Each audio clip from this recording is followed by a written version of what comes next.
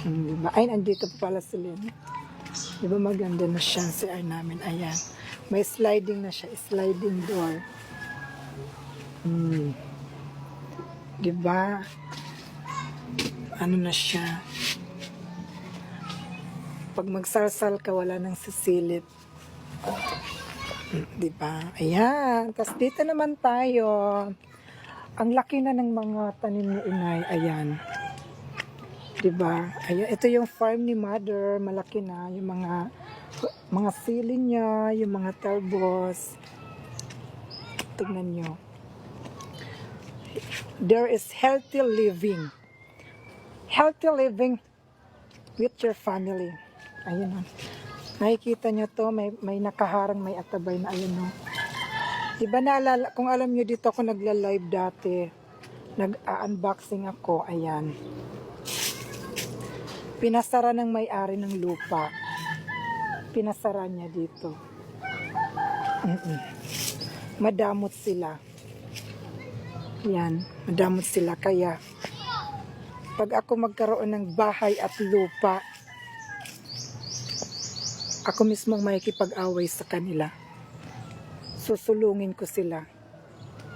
Dahil pagod na kami magpakumbaba sa mga taong hindi karapat-dapat respetuhin. Kaya, ayokong yumaman.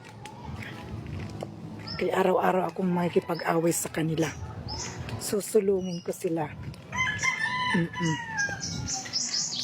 Ayan. Diba? Kasi wala naman kaming utang na loob na kay may lupa na kami, may bahay na kami. Ngayon na wala pa kaming bahay at lupa, respetuhin namin at makikipagkumbaba kami. At saka ito, diba? Nakita nyo semento na siya. Kalahati na siyang semento. Pinapagawa na dapat namin yan, kaso hindi nga namin lupa kaya hininto namin. Kaya, utang na loob, Lord, huwag mong ibigay na yumaman ako, na mapunta sa akin ang tadhana. Dahil kapag lumingon ang tadhana, magkaroon ako ng bahay at lupa, ako na mismo ang susulong sa kanila. Hindi ako magta-thank you dahil nagkaroon kami ng utang na loob sa kanila. Papakyo pa ako. Pagod na kaming rumespeto at magpakumbaba sa mga taong hindi karapat-dapat. We are We are heal each other. Tapos ayun pinagawa. Pinaayos ko na yung kitchen namin. Diba? Maganda na pinalitan natin ng red tiles. Naka-tiles na siya. Ano lang siya, installment na tiles, diba? Installment. Diba? May hugasan pa kami. Kaya may kinakain pa. Kaya kung walang hugasan, wala nang kinakain. Tignan ko nga. I-log-in ko nga yung gas namin kung may ano pa. Kaya baka wala na. Mayroon pa. Matagal maubos yung gas namin kasi nagsasaing kami. One way na. Umaga hanggang gabi na yan. Diba? Ganun lang life. Simple life is happy.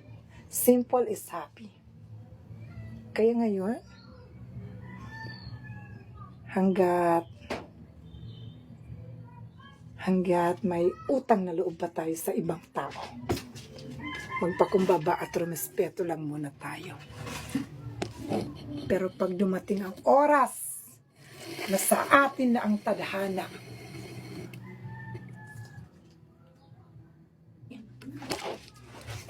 Nay? Wow! Naka-blockings na ang inay! Taray! Makintab, parang landingan. Nay, may dala akong ulam kagabi. Ayun o, initin na lang natin to. Ayan. Kumain kasi ako, tas hindi ko naubos. Dinala ko. Wala pang sinain. Asa na ba yung mga alipuris natin? Oh my God! Ang ingat ng ulo, parang pwede manalaming mother. Saan ka galing?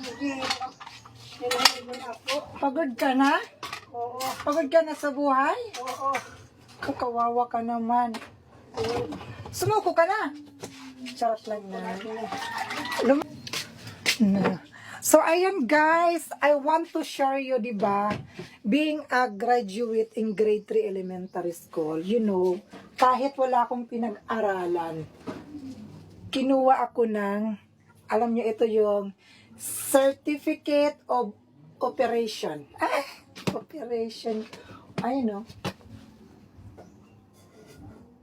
Certificate of Operation. Kinuha akong judge nila, ayan, fiesta.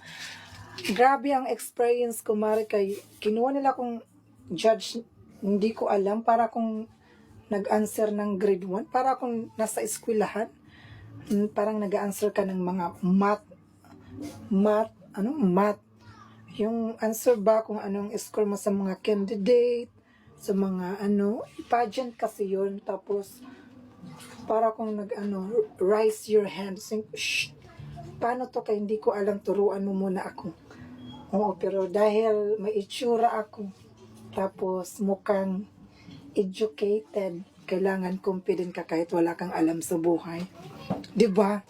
Hindi tayo magpalata na tayo, bobo, at saka grade 3 lang. Kailangan you emphasize your in, your out. Tama, mali. Kapakamatay ako. Tama, mali!